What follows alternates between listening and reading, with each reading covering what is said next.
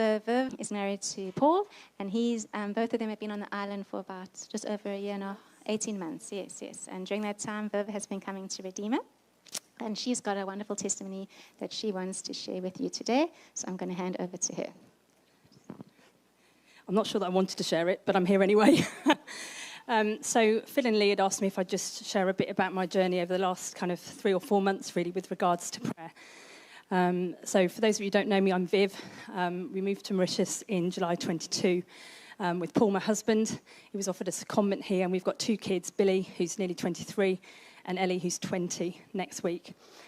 One Saturday afternoon at the end of September, I was reading a book by Jim Cymbala, who was quite instrumental in the Brooklyn Tabernacle Church in New York.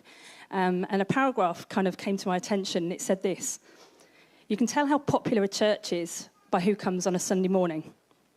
You can tell how popular the evangelist is by who comes on a Sunday night. But you can tell how popular Jesus is by who comes to the prayer meeting." Now, I've loved Jesus all my life and brought up going to church, continued going to church long after my parents were able to make me go to church, and yet I'd never been to a prayer meeting. So one of my first thoughts, bizarrely, when my mind kept going back to this paragraph, was, what will Paul think? Paul doesn't come to church, and it's ridiculous, as he's always supported me in my faith. But then God asked me the question. He said, if you told Paul that you were going to go to the gym on a Friday morning at 6:30, what would he say? Well, of course, he'd say, good for you. We prioritise our physical health, but sometimes we don't put our spiritual health first. So from that moment on, I started attending our Friday prayer meetings, which Paul calls prayer practice. That same weekend, we went up north for 2 nights on an all-inclusive holiday. And I was sat on the sunbed on the beach with my all-inclusive cocktail in my hand. And God said to me, why'd you go to alcohol first rather than come to me? This wasn't good timing. I was on an all-inclusive weekend away. But it was true. I finished a good day at work and I'd have a glass of wine. I'd finish a bad day at work and maybe it'd be 3 glasses of wine. The following morning, I logged on to the Redeemer service here, and it was the Sunday that Tony gave his testimony. I don't know whether many of you were here for that, about his relationship with alcohol.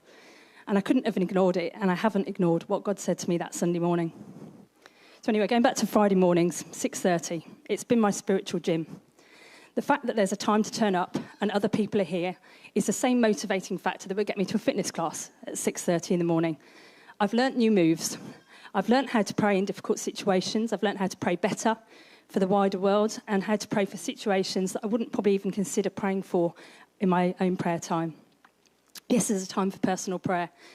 But when you pray together, there's that added strength, passion, and community. And not once when I've been driving home on a Friday morning do I feel as though I wish I hadn't bothered and I'd stayed in bed. I feel completely set up for the day.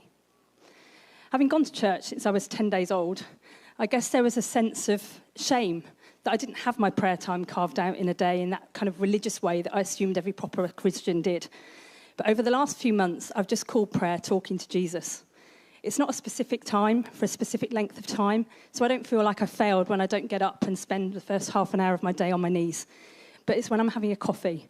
It's when a friend messages with a concern or some good news to share. It's when I'm listening to a worship song and certain lines prompt me to prayer. A friend here at Redeemer shared this paraphrase verse from Jeremiah 7:23 with me. It said, God says, you provide the obedience and I'll provide the power. You obey and I'll show the way. Since being obedient to God's voice at the end of September, God has showed up time and time again. And there was one occasion when I actually asked God if he'd go and talk to someone else for a moment. So our time in Mauritius is actually coming to an end. We're leaving at the end of June this year. And specific things I've been praying for are what our future looks like when we leave Mauritius, because Paul's retiring, and what our kids' futures are when they graduate. So we said to a friend back in Guernsey, who's an estate agent, we weren't really sure what we wanted to do, but if they knew of anybody who wanted a house like ours, then they were welcome to show them around.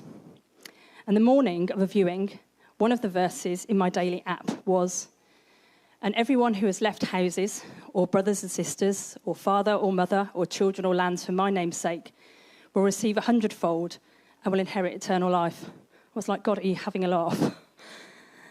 And we're selling the house this Tuesday to the people who viewed our house that day. So with no base to call home, the next prayer was, who's going to be where? And what do we do next? So what does Ellie want to do and where does she want to be? She's doing an interior design degree online, so she can be flexible with where she's living. And in October, when she was here and we were working together, she had a message from the lady who she works for in an interiors design shop, asking if she'd like to buy the business. She's 20 years old. After we stopped laughing at the prospects and we actually started looking into it, things started falling into place. The purchase agreement has been signed, and from the beginning of May, Ellie will be running her own business based in Guernsey. So that's her sorted. The next question was, what will Billy do? He's studying at Newcastle University, and he'll finish in June. So will he stay in the UK or will he move back to Guernsey? He had an interview in London before Christmas, which he didn't get. And when I wrote this on Friday morning, he was waiting to hear on an interview he had last week for a job in Guernsey. On Friday night, we had the news that he'd been offered the job, studying law whilst working full-time, so he'll be in Guernsey too.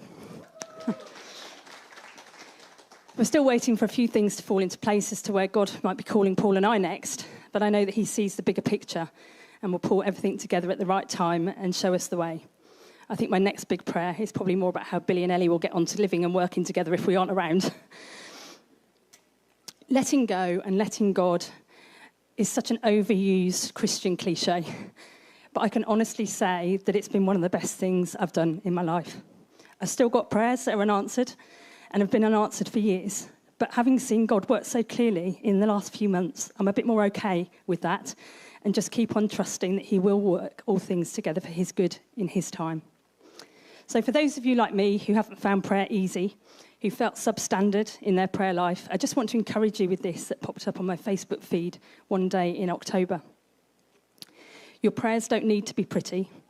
They don't need to be well organised and thought out. They can be random and sporadic throughout the day. They can be cries and yells. They can be in your head or they can be out loud. They can be anywhere, anytime, anyway. It doesn't matter how you pray. It just matters that you talk to him. So much, Viv.